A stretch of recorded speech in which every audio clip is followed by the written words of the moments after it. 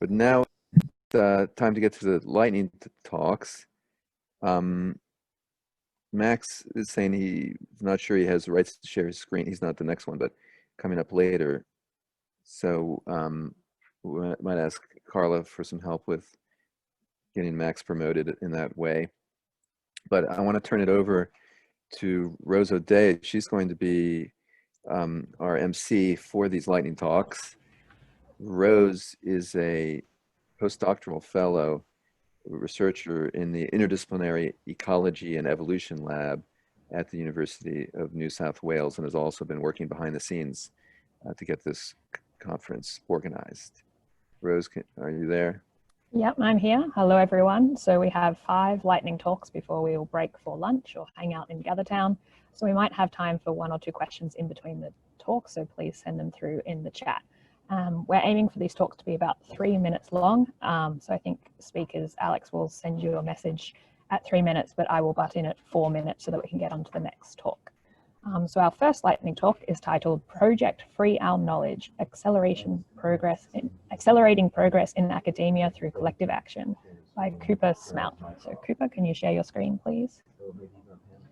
Hope so. And also I should say I planned for 5 minutes, so I will have to try and rush through this. Is that working now? Yeah. Okay, cool. I can't actually see the Zoom window anymore, so just let me know if anything goes wrong. Okay, so thanks, Rose, and thank you to the organisers for giving me this opportunity. What I'll be doing today is just giving you a quick update on Project Free Our Knowledge, which I also presented at last year's AIMOS. Now, you can think of academia as a giant collective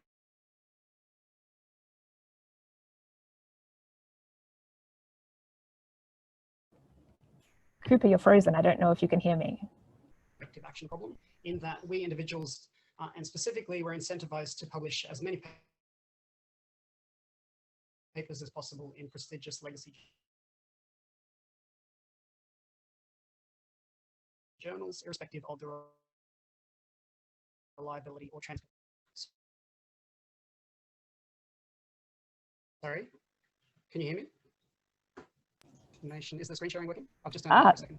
So the screen share is just turned off and you've sort of cut in and out. Maybe if you tried turning off your video. Okay, yeah, I'll try that.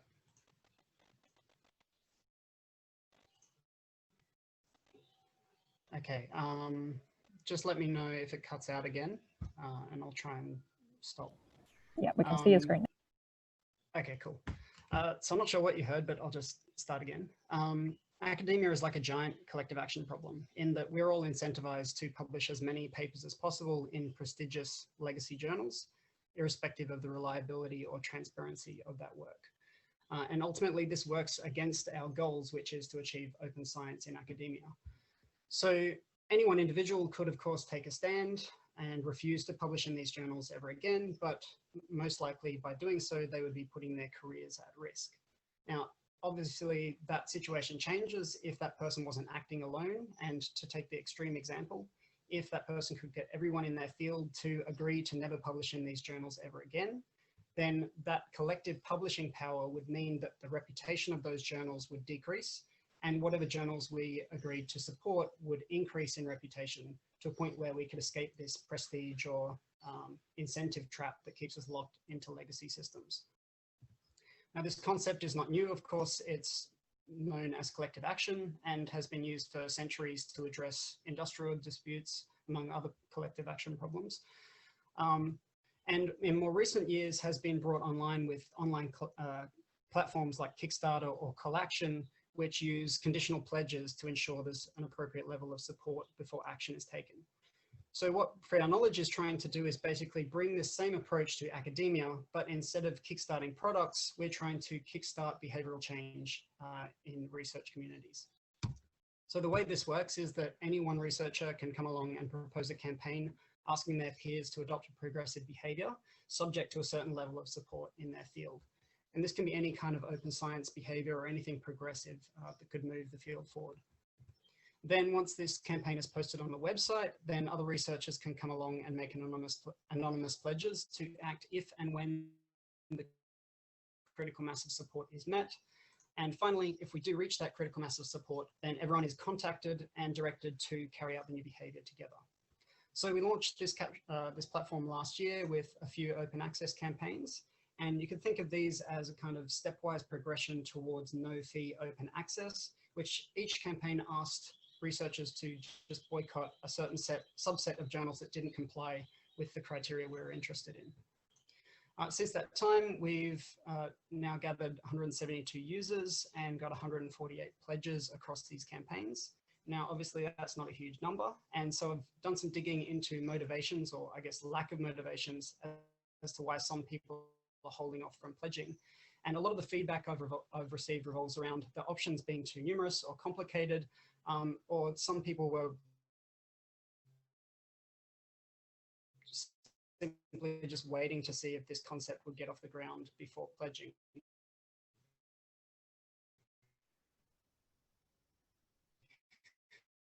So this feedback.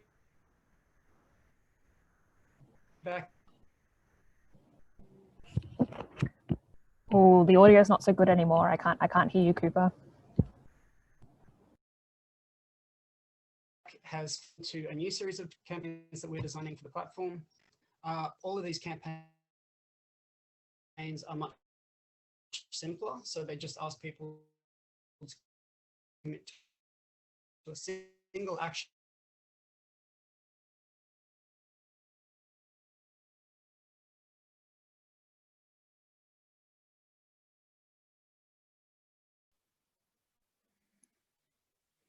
We might have to leave it there for now because we're having problems with connecting to Cooper very well. You can? Okay, cool. Thanks, Alex.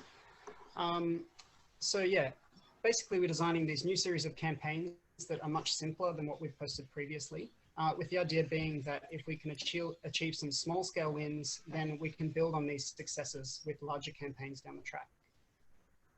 And the other big change since I presented this project last year is that we're now developing campaigns openly. Cooper, can you hear me? Yes, I can. I'm sorry, we couldn't hear you for a while there, and it's now just over 4 minutes. So we're going to have to move on to the next speaker. I'm sorry, but sorry, Cooper. Okay, can I just finish up with one announcement? Yes. I just want to let everybody know that we have a new website with a pre-registration campaign, and would love it if everybody could check out that campaign. And if you're interested in supporting pre-registration, to make a pledge to support that campaign. And that's the website at the top there. And we're also hosting a hackathon at 1 p.m. today, where we'll get together to organize new and design new campaigns for the platform. Thanks, everyone. Sorry about the connection issues. Oh, we're sorry too, but I hope lots of people get along to your hackathon. All right, so next up we have Meta Research, Evaluating Statistical Quality and Reproducibility in Health and Biomedical Research by Lee Jones. Lee, could you share your screen? Yeah, thanks. Just getting to slideshow. Hi, my name is Lee Jones and I'm a biostatistician from QT. Today I'll be presenting on a topic that is practical application of meta-research, evaluating statistical quality and reproducibility in health and biomedical research. I would just like to thank my supervisors, Associate Professor Demetrius Vagnus and Professor Adrian Barnett. So as the previous talkers have outlined, poor research practices is estimated to produce up to 85% of avoidable research, wasted research. Results are often selectively presented, exaggerated, poorly designed, poorly analysed and poorly reported. This is truly a shocking thing in our research, and we really should be doing as much as we can to improve this story. Errors in publications from previous research has shown up to 50% of publications have errors. 1 in 8 papers have grossly inconsistent errors, and assumptions of statistical tests are rarely reported. When they are reported, they're often very unclear. So as I said, I'm a consulting statistician working in health research at QUT. The most common statistical method used in health research is linear regression. To my surprise, there hasn't actually been a great deal of primary research in this area. It's only been many commentaries, papers. So there is a small amount of research. So the idea of my PhD is to contribute to this field. So there are two aspects, looking at statistical quality, and the second is reproducibility. So the purpose of my research is to understand current research practices and connect statistical quality to reproducibility. It is not enough to just share data, because you can have reproducible research, but it can also be meaningless. So our goal within reproducible science is to minimize errors, but rather than having the goal of eliminating errors, we should be creating an environment where research correcting errors are valued, and where publications are treated as living documents and errors are updated as they are found. So I have chosen to do a study in +1. It is a large open science journal that encourages data sharing. We have searched the literature in 2019 for linear regression, papers that use linear regression, and we are currently recruiting 40 statisticians to review these 100 papers that we have chosen randomly. Each paper is rated twice for consistency. So along with my research team, I have created a survey that we piloted the survey and it was 50 questions, but we reduced it to 27 so that it was much easier for statisticians to review the papers. These are based on regression assumptions and also the best interpretation of the linear regression. So we are asking statisticians to review 5 of these papers. The second stage of my project, so the first stage is statisticians reviewing papers. The second stage of my project is reproducibility of the analysis within these published papers. So firstly, I'll be checking if data is available, if I can produce the exact results by the authors, so methods, reproducibility, do the analysis meet the assumptions, and I'll be looking at inferential reproducibility, meaning if the assumptions aren't met, did this change the results? And I'll also be looking at the robustness of the conclusions. And the purpose of my PhD is to look at the whole circle of statistical quality and reproducibility. Lee, can you skip to your final line, please? That's over time. So if you want to help with my research, I'm looking for statisticians, and you can view this on my GitHub site. I'm looking for people to contribute do 5 paper reviews. Thank you very much.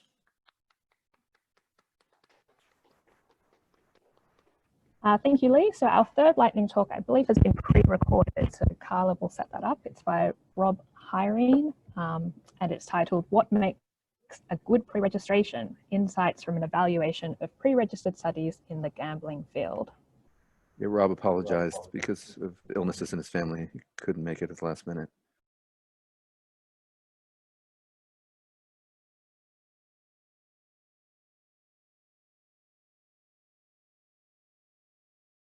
Would view this as a positive step towards improving the scientific method. But I think it's important to ask ourselves, are we doing this well? And when I started to look at some of the pre-registrations in my field of gambling research, this is what I found. Lots of missing information, sample sizes with no justification, and so on. And this sent me down the path of asking, what does make a good pre-registration? What information is necessary to include? But before answering those questions, I needed to ask a more fundamental question, which is, why do we pre-register our studies? And I think I found 3 key reasons that have been proposed. So the first is to improve transparency in the research process and better enable us to detect questionable research practices like selective outcome reporting. The second is to reduce or restrict researcher degrees of freedom, or the many choices that are available to us when we collect, analyse and report our data. And the third is that pre-registration allows us to evaluate the severity of our tests or the extent to which they can falsify our hypotheses. And I think all 3 of these are mutually compatible, because they're all achieved when researchers do 2 key things. So first of all, in their pre-registration, they clearly pre-specify all aspects of their study. And secondly, they then adhere to that plan and transparently report any deviations. So with that in mind, I decided to conduct a more formal evaluation of gambling study pre-registrations, asking to what extent are gambling researchers clearly pre-specifying the methods in their pre-registrations, and to what extent are they adhering to these pre-specified plans. So we conducted a semi-systematic review of gambling pre-registrations on OSF, assessing the level of specificity and adherence to those pre-registrations. But I haven't got time to go into the full details of the study and the specific outcomes, so I'm going to focus on some of the key takeaways, starting with what makes a bad pre-registration. So some of the questionable practices we observed included things like making hypotheses that were so vague that they were almost impossible to be falsified. So for example, one study predicted that during the COVID pandemic lockdown, some people who were previously sports bettors would move on to other forms of gambling. Well, how many is some people? 5 people, 100 people, 1 person? And the second is making 2 hypotheses that are pretty much the opposite of each other, so that at least one has to be true. So in that same study, a second hypothesis was that some sports bettors during the lockdown would stop gambling altogether. Well, they've now made predictions for the only 2 options available. Either they stop gambling or they move on to other forms, because sports betting wasn't available. And the third is perhaps less questionable, but is perhaps a sneaky way to always avoid saying your hypothesis wasn't supported. And that's including multiple predictions within a single hypothesis. So for example, saying hypothesis 1 is that our 2 groups will differ on variables A, B, C, D, and E, and so on. And then at the level of the study, we observed authors not making their pre-registration known or linked to, harking or hypothesizing after the results are known, which we observed in 2 of the 20 studies, and what I've labeled racking or removing hypotheses after the results are known, which we observed in 4 or 20% of the sample. So what makes a good pre-registration? Well, first of all, it clearly specifies all of these relevant details of the study. And almost all of these will be familiar to you, as they are included in the standard OSF templates as the key items.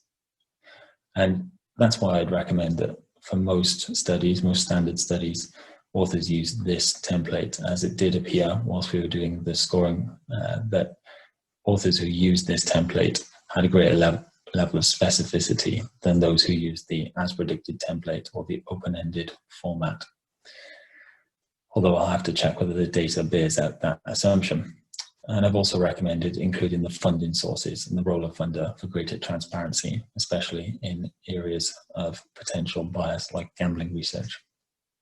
A good pre-registration also avoids the curse of knowledge, or the trap whereby the author assumes the readers have the same level of knowledge about their study as them, and as a result fails to include key pieces of information that help you to understand that study, or fails to fully explain their plan. And the third reason, or the third thing, is that they enable easy comparisons with the study. So the pre-registration is clearly structured, and the hypotheses and variables are consistently labeled between the 2. And this may not seem trivial, but if we assume Daniel Larkin's perspective that the purpose of pre-registration is to evaluate the severity of our tests, well, that process of evaluation becomes extremely difficult when those 2 things aren't done, trust me, from experience. So what makes a good pre-registered study? Well, it acknowledges the pre-registration. It reports and justifies any deviations by perhaps using a transparent changes document like this. And it clearly distinguishes between pre-specified or pre-registered analyses and exploratory analyses, and doesn't misleadingly merge the two, which is something that we observed in our study. And that's all I've got time for, so thank you very much for listening, and thank you very much to my co-authors listed here. Okay, our penultimate lightning talk is titled Meta-Analysis of Pre-Registered Studies by Rob Ross, who's just in the other room. Take it away, Rob. Can you hear me through the window? Yeah. Excellent. Okay, I'll just start screen sharing and whatnot.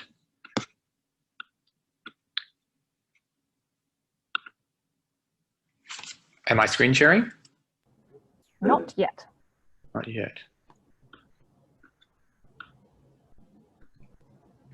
Getting there.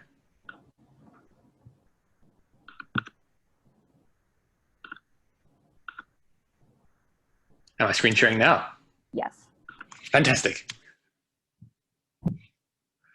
Okay, so I'm going to talk about meta-analysis of pre-registered studies. In this talk, I'm going to use first names, not because I'm familiar with everyone in the talk, but because I'm a horrible monolingual and the first names are easier for me to pronounce.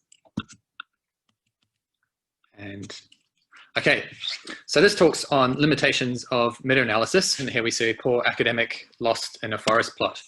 So limitations of meta-analysis include that effect size estimates may be biased due to publication bias and selective reporting. And another problem is that methods that correct for biases rely on untestable assumptions. How much of a problem, we may wonder, is this for psychology? So a fascinating study was published recently by Amanda and colleagues comparing meta-analyses and pre-registered multiple laboratory replication projects. So what they did was they searched for meta-analyses and pre-registered multi-site replication projects in psychology that test the same hypothesis. They identified 15 pairs of meta-analyses and replication projects, and the question was, do the meta-analyses and replication projects show converging results?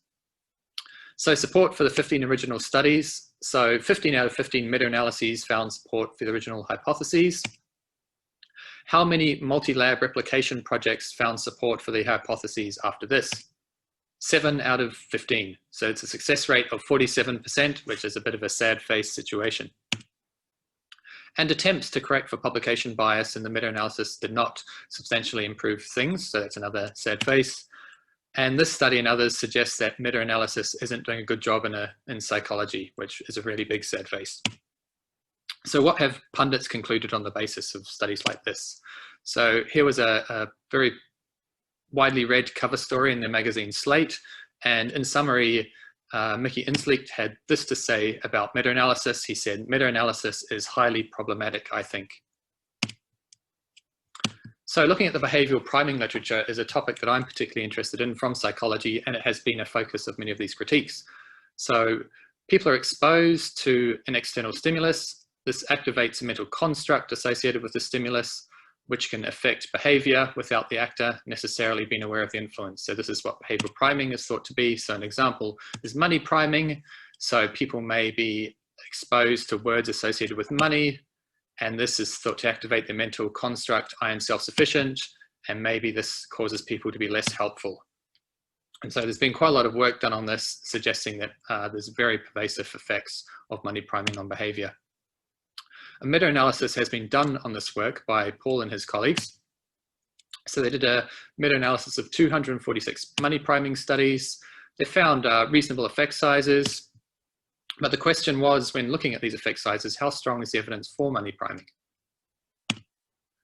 Here is a plot showing all 246 studies, and as you can see, the funnel plot's asymmetrical, which suggests there is some sort of bias going on, and there's a high I-squared heterogeneity statistic suggesting there's a lot of unexplained variation.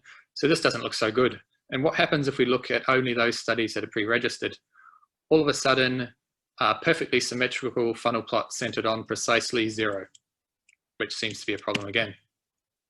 So this has led, results like this have led me and some colleagues to make a short commentary in behavioral and brain sciences, arguing that tests of publication bias rely on untestable assumptions. This is a bit of a worry. Meta-analyses can be very difficult to interpret when there might be substantial bias, and this appears to be the case in the many behavioral priming literatures. So we've suggested targeted meta-analyses that include only those studies that were pre-registered. And our hope is that this will demonstrate or prove or perhaps provide some limited evidence that meta-analysis is not entirely problematic. 4 minutes, Rob. What we want to start is a behavioral priming meta-analysis led by Anton and Eric, some colleagues. We will look at pre-registered studies only. This meta-analysis hasn't actually been started yet, so we're looking for papers. So we need your help to help find papers that may be relevant for this meta-analysis.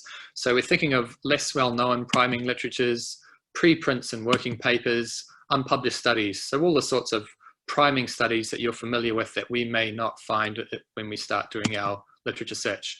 And if you come up with any ideas, if you could email me or DM me on Slack, or I hope to figure out how to get myself into Gathertown during the break. And I would like to thank my funder and the university at which I work. Thank you, Rob. So our final lightning talk before the break, when we can gather in Gathertown to talk to our speakers, is called Data Preprocessing Distorts Results and Conclusions in Reaction Time Data by Max Prim. So Max, hopefully you've got screen sharing. Yeah, that looks good.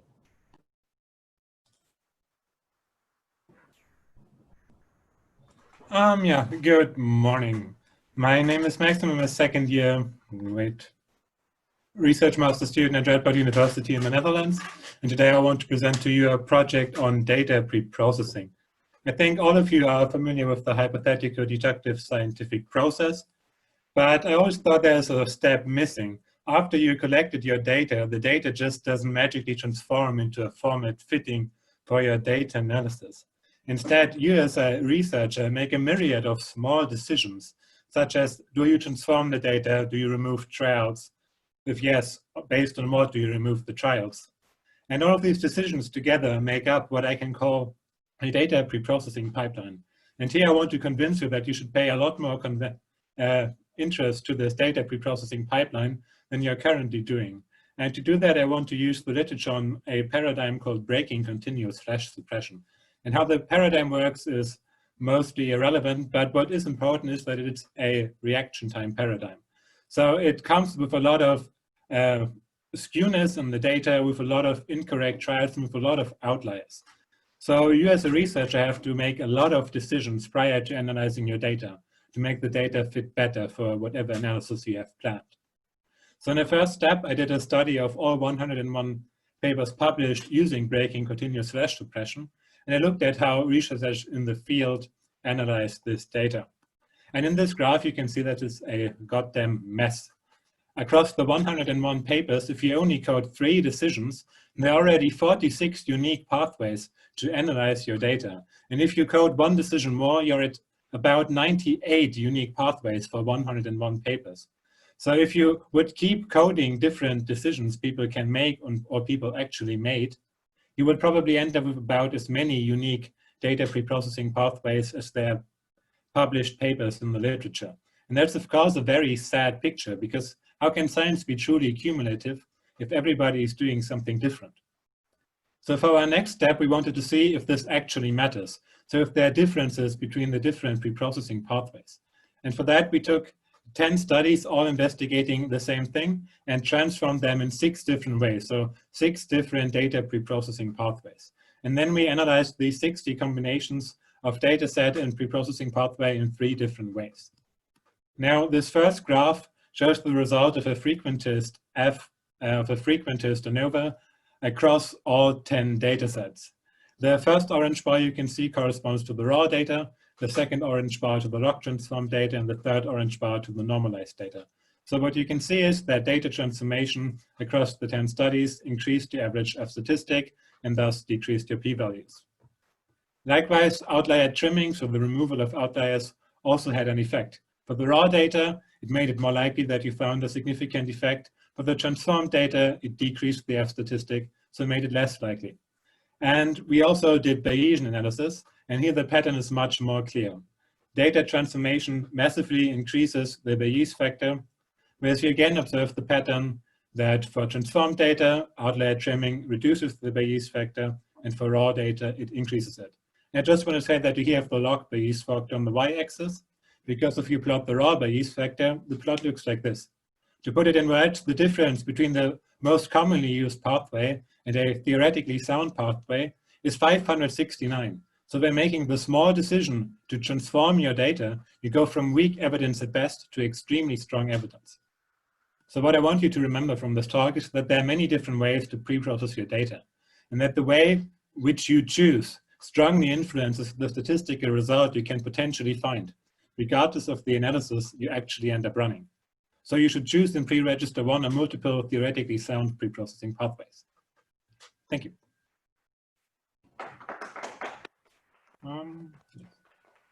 Thank you, Max. So that concludes the lightning talks for today. Sorry, we're a little over time.